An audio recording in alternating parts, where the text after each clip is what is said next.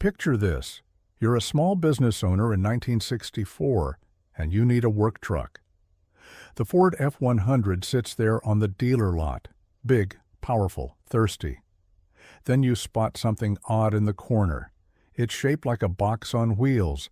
The driver sits right over the front axle like in a bread truck, and under that flat face is an engine with less power than your wife's station wagon.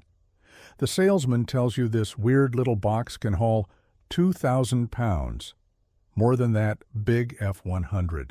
You laugh. Then he shows you the Payload sticker, and suddenly you're not laughing anymore. The Ford Econoline pickup was an engineering middle finger to everything Americans thought they knew about trucks. While Detroit was locked in a horsepower war, pumping out V8s that could burn rubber and drain wallets, Ford's engineers were in a conference room asking a different question. What if we made a truck that was actually about hauling stuff, not showing off? What if we made payload capacity without needing a massive engine? What if we could give contractors and small businesses everything they needed in a package that could fit in a normal garage? This is the story of how Ford created a pickup truck with a lawnmower engine that embarrassed full-size trucks, pioneered a design philosophy that wouldn't become mainstream for decades, and proved that sometimes the best engineering solution is the one nobody expects. To understand the Econoline's genius, we need to travel back to the late 1950s. America was building bigger everything. Cars were getting longer, engines were getting larger, and trucks were following suit. The 1960 Ford F-100 stretched 189 inches long with its smallest configuration. It needed that length because of traditional truck architecture, engine up front, cab in the middle, bed in the back. This layout had been truck gospel since the Model T. But Ford was watching something interesting happen in Europe. Post-war fuel prices and narrow streets had forced European manufacturers to rethink vehicle packaging. Volkswagen's Type 2 Transporter was selling like crazy with its rear-engine, cab-forward design. It maximized cargo space while minimizing overall footprint. Ford's executives saw opportunity, but they knew Americans wouldn't accept a rear-engine truck. Too weird, too foreign, too different from what a truck was supposed to be. So Ford's engineers proposed something radical. What if they moved the engine forward, under the driver? Not behind like the VW, but literally underneath the cab floor. The driver would sit on top of the front axle with the engine between and slightly behind the front wheels. They called it cab-over-engine or forward control design. The entire powertrain would occupy the space of a traditional truck's engine bay. Everything behind the front axle could be pure cargo space. The math was compelling. A traditional pickup needed about 60 inches for the engine bay, another 50 for the cab, leaving whatever remained for the bed. The Econoline would combine engine and cab space into one 50-inch unit. On a vehicle just 169 inches long, 20 inches shorter than an F-100, they could create a bed nearly as large as the full-size trucks. But here's where it gets interesting. The engine choice would make or break this concept. Ford's engineers didn't reach for a V8. They didn't even grab the larger six-cylinders. They selected the 170 cubic inch Falcon Six, an engine designed for economy cars. This wasn't random. This was calculated genius. The 170 Falcon 6 was a straight six engine with a bore of 3.5 inches and a stroke of 2.94 inches. The compression ratio was a modest 8.7.1. The single-barrel Holley carburetor fed a simple intake manifold. The camshaft profile was mild, designed for low-end torque rather than high RPM power. At peak output, it generated 101 gross horsepower at 4,400 RPM. But here's the critical number. It produced 156 lb-ft of torque at just 2,400 RPM. Now let me explain why that torque curve mattered more than horsepower. Horsepower is work over time, how fast you can accelerate, how quickly you can climb a grade. Torque is rotational force. It's what gets weight moving from a stop. For a work truck spending its life in city traffic, starting and stopping with heavy loads, low RPM torque is everything. The Falcon 6 delivered peak twist right where a loaded truck needed it, just off idle. The engineers went further. They modified the Falcon 6 for truck duty.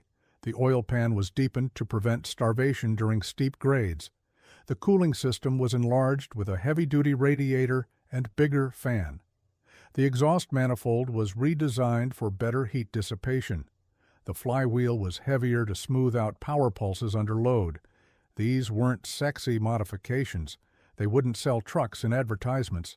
But they'd keep an overloaded Econoline running in Phoenix in August when a lesser design would overheat and die.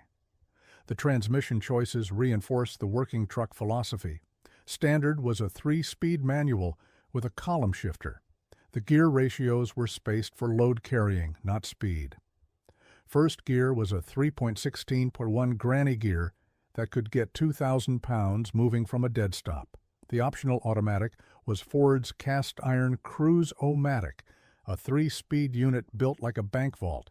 It was heavier than modern transmissions but essentially indestructible. But the real magic happened at the rear axle. Ford fitted the Econoline with a 4.56/1 final drive ratio. Let that sink in. Most passenger cars ran 3.0/1, or numerically lower for highway cruising. The Econoline's 4.56 gears meant the drive shaft spun 4.56 times for every wheel rotation. This murdered top speed. The Econoline topped out around 70 mph, screaming its guts out. But combined with that first gear ratio, it created an overall drive ratio of 14.4/1 in first gear. Here's what that meant in practice. The Econoline could start from a stop with 2,000 pounds in the bed without slipping the clutch. The driver just lifted his foot off the clutch pedal and the truck would creep forward. No drama, no burning clutch smell, just steady forward progress. Try that in a regular car and you'd stall instantly. The Econoline just shrugged and moved the weight. The suspension was pure truck simplicity. Up front, Ford used an I-beam axle with leaf springs, not independent suspension with coil springs like cars were adopting. A solid chunk of forged steel holding both wheels, located by leaf springs that had been around since horse-drawn wagons. Primitive? Sure. But that I-beam could handle massive loads without breaking a sweat. The front spring pack used 5 leaves of high-carbon steel, each progressively shorter to create variable rate response. Unloaded, only the top 2 leaves were active, giving a decent ride. Add weight, and the shorter leaves engaged, stiffening the suspension progressively. The rear suspension was even beefier. The spring pack had 7 leaves, with the main leaf measuring nearly 3 inches wide and a 1/4 inch thick. These weren't car springs adapted for truck use. They were purpose-built for commercial duty. Ford's engineers calculated the spring rate to handle not just the rated 2,000-pound payload, but significant overloading. They knew contractors would stack material until the truck squatted, and they designed for that reality. The frame tells the real story of the Econoline's capability. Ford used fully boxed frame rails from the front bumper to behind the cab, where they transitioned to C-channel sections. The steel was 0.134 inches thick, thicker than many full-size truck frames. The cross members were massive, especially under the cargo area. The frame alone weighed over 400 pounds. This wasn't elegance. This was brute strength. Now here's where Ford got clever with the cab-over design. In a conventional truck, weight distribution changes dramatically with loading. Empty, most weight sits over the front axle. Loaded, the rear squats while the front goes light, hurting steering and braking. The Econoline's forward cab position meant the driver, passenger, and engine weight all sat between the axles but biased toward the front. Empty, the truck had a 55-45 weight distribution front to rear. Add 2,000 pounds in the bed, and it shifted to 45-55, nearly perfect balance either way. This weight distribution paid dividends in handling. While no one would call the Econoline sporty, It didn't drive like a traditional truck either. The short 90-inch wheelbase made it maneuverable in tight spaces. The balanced weight meant predictable handling, loaded or empty. The forward seating position gave unparalleled visibility for parking and navigating construction sites. You could see the front corners of the vehicle. Try that in a conventional pickup. The bed itself was a masterpiece of space efficiency. Because the cab sat over the front axle, the bed could start immediately behind the cab. No transmission tunnel, no rear cabin wall eating into cargo space. The bed floor was completely flat from front to back. The standard bed measured 95 inches long, just 8 inches shorter than an F-100's bed, despite the vehicle being 20 inches shorter overall. Width between the wheel wells was 48 inches, enough for standard 4x8 building materials to lay flat. But Ford didn't stop there. The bedsides were only 17 inches tall, making loading and unloading easier. The tailgate was massive and robust, doubling as a work platform. The bed floor was corrugated steel, not smooth, providing grip for cargo and durability against abuse. Optional stake pockets allowed for rack installation. This wasn't just a truck bed. It was a mobile workshop platform. Testing revealed capabilities that surprised even Ford's engineers. The standard test loop included a 30% grade with maximum payload. Industry standard allowed for first gear-only climbing. The Econoline climbed it in second. The brake test required stopping from 20 mph, with maximum payload on a 30% downgrade. The Econoline's 11-inch drums, larger than many full-size trucks, handled it without fade. The frame deflection test loaded 3,000 pounds in the bed, 50% over rating. The frame deflected less than an inch. No cracks, no permanent deformation. Cooling tests in Death Valley with maximum payload revealed something interesting. The Econoline actually ran cooler than F-Series trucks with the same load. Why? The cab-over design put the radiator in clean air, not behind a long hood that trapped heat. The short exhaust system meant less heat soak into the chassis. The engine compartment, accessed through a panel between the seats, had excellent ventilation. Sometimes unconventional design yields unexpected benefits. The Econoline's fuel economy shattered expectations. EPA testing didn't exist yet, but Ford's internal tests and owner reports consistently showed 18-20 mpg with typical loads. The contemporary F-100 with its 223 cubic inch 6-managed 14-16 mpg. The Econoline's advantage came from multiple factors. Lower total weight, about 3,200 pounds versus 3,800 for an F-100. Better aerodynamics from the cab-forward design, the small engine running in its efficiency sweet spot. Those 4.56 gears meant the engine was always in its torque peak, not lugging or screaming. Production began at Ford's Lorain, Ohio plant in September 1960 for the 1961 model year. The initial build rate was conservative, about 100 units per day across all Econoline variants, including vans. Ford expected commercial buyers to be skeptical. They were wrong. Orders flooded in before the first trucks hit dealer lots. Plumbing contractors loved them. The compact size meant navigating residential streets and fitting in garage bays. The low bed height made loading water heaters and supplies easier. The cab-over design meant the driver could step directly from seat to cargo area through an optional bulkhead door. No walking around the truck in traffic. Electricians discovered they could fit more spooled wire in an Econoline than an F-100. The flat floor meant no fighting with wheel wells. Florists found the enclosed van version perfect for deliveries, while farmers grabbed the pickup for feed runs. But here's where it gets really interesting. Hot rodders discovered the Econoline, not for its performance, obviously, but for its potential. That flat nose was perfect for wild custom paint. The cab-over design meant engine swaps were relatively easy through the interior access panel.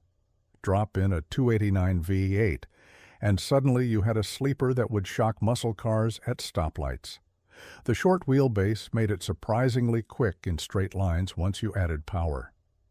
Drag racers built Econoline funny cars that ran in the 11s, absolutely insane for something shaped like a shipping box. The aftermarket exploded with Econoline modifications, lift kits for contractors needing ground clearance, refrigeration units for food delivery, camper conversions for the emerging RV market, utility bodies for telephone companies. The Econoline's modular design made it infinitely adaptable. That flat frame rails meant body swaps were simple. The mechanical simplicity meant any mechanic could work on them. Ford's sales data tells the story. 1961, 29,932 Econoline trucks sold. 1962, 35,047 units. 1963, 37,091 units. 1964, our focus year, 40,568 units. 1965, 44,232 units. By 1967, when the first generation ended, Ford had sold over 240,000 Econoline pickups and vans. Not bad for something that looked like a mistake and had less power than a base Mustang. The competition scrambled to respond. Chevrolet rushed out the Corvair 95 Rampside, a rear-engine pickup based on the Corvair. It was more technically advanced than the Econoline with its air-cooled rear engine and independent rear suspension. It flopped spectacularly. Why? Because Chevy missed the point. Contractors didn't want technical advancement. They wanted reliable, simple, capable, and cheap to run. The Corvair 95's complexity scared them off. Dodge took a different approach with the A100 pickup. Like the Econoline, it was cab-over with the engine between the front wheels. But Dodge couldn't resist adding complication. They offered it with the 318 V8, which sounded great on paper. In reality, the V8 A100 was nose-heavy, thirsty, and harder to service. The Slant 6 version was better balanced, but still couldn't match the Econoline's simplicity and economy. The Volkswagen Type 2 pickup competed in theory but not reality. Its 40-horsepower air-cooled engine couldn't handle American payloads. The rear-engine design meant weight distribution went crazy with loads. VW buyers wanted economy and style. Econoline buyers wanted to haul drywall and make money. Different worlds. The Econoline forced a revolution in truck thinking. It proved you didn't need a big engine to haul big loads if you designed the vehicle correctly. It showed that packaging efficiency mattered more than traditional layouts. It demonstrated that commercial buyers would embrace unconventional designs if they delivered practical benefits. Every modern cab-over delivery truck owes something to the Econoline's success. Let's talk about specific innovations the Econoline pioneered that became industry standard. The walk-through cab design is now universal in delivery vehicles. That interior engine access panel, standard in modern cab-over trucks. The modular body approach that allowed easy upfitting. The foundation of today's commercial chassis cab market. The focus on low-end torque over high RPM power. Every modern diesel truck follows this philosophy. The safety improvements were subtle but significant. The Econoline's forward seating position meant better visibility than conventional trucks. The driver could see pedestrians and obstacles that would be hidden by a long hood. The short stopping distance from the balanced weight distribution prevented accidents. The low step-in height reduced driver fatigue and injury. These weren't marketed as safety features in 1964, but they saved lives and insurance claims. Maintenance told another story of thoughtful engineering. The engine access panel meant you could check oil, adjust valves, and even change spark plugs from inside the cab. Rain? No problem. Snow? Stay warm while you work. The flat 6 engine layout put everything within easy reach. No fighting with exhaust manifolds to reach rear plugs. No climbing under the truck for routine service. The simplicity extended to parts availability. That 176 shared components with millions of Falcons and Fairlanes. Every parts store had filters, plugs, and belts in stock. The electrical system was dead simple. A single alternator, a basic regulator, minimal wiring. No complex electronics, no computer controls, just circuits a high school student could troubleshoot with a test light. The lighting was standardized across Ford's truck line, so replacement lenses and bulbs were everywhere. This wasn't exciting engineering, but it's what kept Econolines running for decades in commercial service. Real-world stories from owners reveal the Econoline's true character. A plumber in Detroit ran his 1964 Econoline for 320,000 miles on the original engine. His secret? Regular oil changes and never exceeding 55 mph. A flower shop in Portland still uses their 1965 Econoline for local deliveries. It's on its third clutch, second transmission, original everything else. A construction company in Phoenix bought 5 Econolines in 1964. 3 are still in service, rebuilt multiple times, but still earning money. The racing history deserves special mention. The Econoline became an unlikely drag racing sensation. The short wheelbase and forward weight bias meant excellent weight transfer for launches. Hot rodders discovered you could fit a Ford 27 big block where the 6 had been. The results were hilarious and terrifying. Bill, Maverick Golden's Little Red Wagon. Econoline pickup ran wheel stands the entire quarter mile. It wasn't fast by modern standards, mid-12-second quarters, but the crowd loved watching a box truck stand on its tail. Ford's factory got involved in the madness. They built special Super Econoline drag vehicles with fiberglass bodies and full-tube chassis. These ran in exhibition classes, promoting Ford performance in the most unlikely package. One factory-backed Econoline ran a 427 SOHC Cammer engine, making over 600 horsepower. It ran 10-second quarters while looking like a delivery truck. The psychological impact on competitors was worth more than winning. Imagine getting smoked by something shaped like a refrigerator. But the Econoline's real victory was in driveways and job sites across America. It democratized truck ownership for small businesses. At $119.95 base price, it cost less than many passenger cars. Insurance was cheap due to low power. Parts were everywhere and affordable. Any mechanic could work on it. You didn't need special tools or training. This accessibility created a generation of entrepreneur contractors who could afford reliable commercial transportation. The design influenced Ford's entire truck strategy going forward. The second-generation Econoline grew larger but kept the cab-forward efficiency. The Transit Connect and modern transit vans trace their DNA directly to that first Econoline. The focus on commercial buyers over retail customers became a Ford hallmark. They learned that fleet sales meant steady business, and fleets wanted simple, reliable, and economical. The Econoline delivered all three. Consider the environmental impact. Though nobody talked about it in 1964, the Econoline's efficiency meant less fuel burned per ton of cargo moved.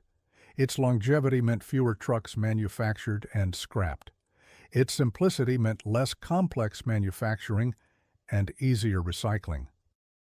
By accident, Ford had created one of the greenest commercial vehicles of its era.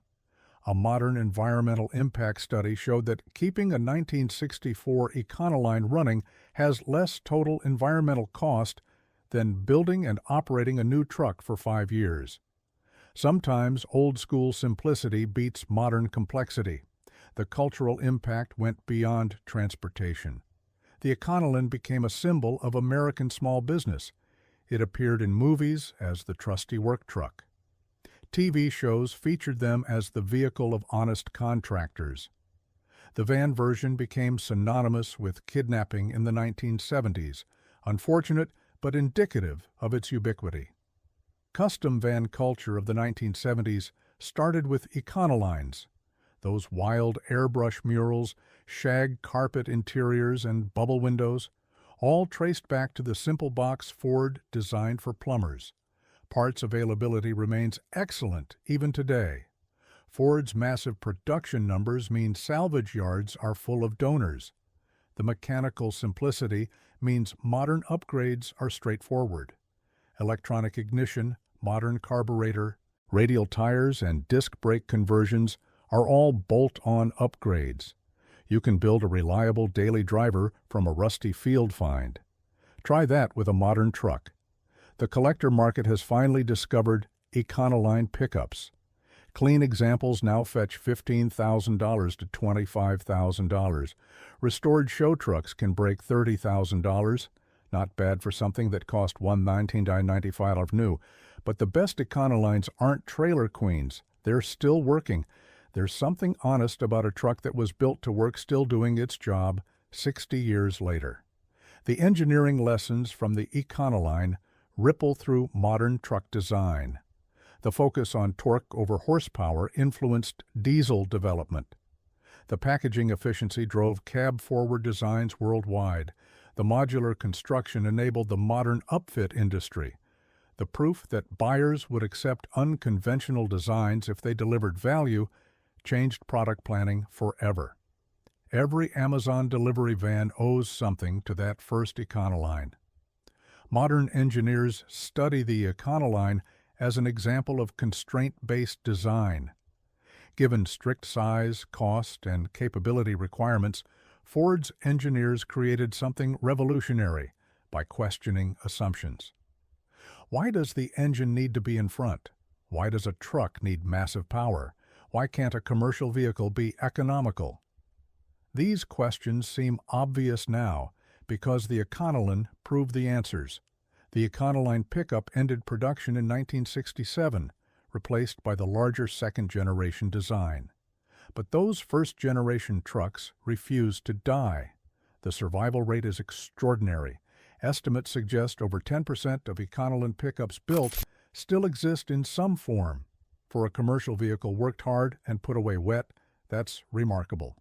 Credit the overbuilt mechanicals, the simple maintenance, and the emotional connection owners developed with their reliable partners. What can modern manufacturers learn from the Econoline? That innovation doesn't always mean complexity. That understanding user needs beats impressive specifications.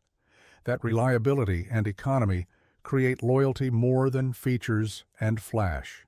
That sometimes the best solution is the simplest one that still does the job.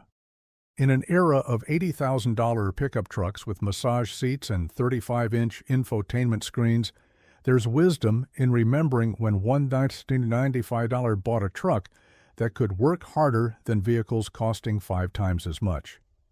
The 1964 Ford Econoline pickup stands as proof that great engineering isn't always about maximum power or cutting-edge technology. Sometimes it's about understanding the job, questioning conventional thinking, and having the courage to build something different. Ford's engineers looked at the pickup market and asked, not how can we make it more powerful, but how can we make it more useful? The answer was a 90-horsepower box that could embarrass trucks twice its size and price. Today, when electric trucks promise 1,000 horsepower and 0-60 times that embarrass supercars, it's worth remembering the Econoline. It couldn't win a single race. It couldn't impress at stoplights. It couldn't tow massive trailers or conquer the Rubicon Trail. All it could do was haul 2,000 pounds reliably, economically, and simply for decades on end. For the small businesses that built America, that was exactly what they needed. The Econoline proved that payload capacity isn't about power. It's about physics, packaging, and purpose. It showed that commercial success doesn't require conventional thinking. It demonstrated that simple engineering, properly executed, beats complex engineering poorly implemented. Most importantly, it reminded us that trucks are tools, not toys, and the best tool is the one that does its job reliably, without drama or excess. So the next time you see a modern cab-over-delivery truck navigating city streets, remember the Econoline that started it all. A 90-horsepower economy engine, leaf springs from the horse and buggy era, and a design that looked like someone forgot to finish drawing it. Yet it revolutionized an industry, created a market segment, and proved that sometimes the most profound innovations come from questioning what everyone assumes must be true. What's your take on the Econoline? Ever owned one or known someone who did? Drop a comment below with your Econoline stories. These trucks are getting rarer, and every surviving example has tales to tell. If you enjoyed this deep dive into one of Ford's most unlikely successes, make sure to subscribe. We've got more stories of automotive underdogs that changed the industry coming up. Until next time, remember, horsepower sells cars, but torque hauls cargo, and sometimes that's all that matters.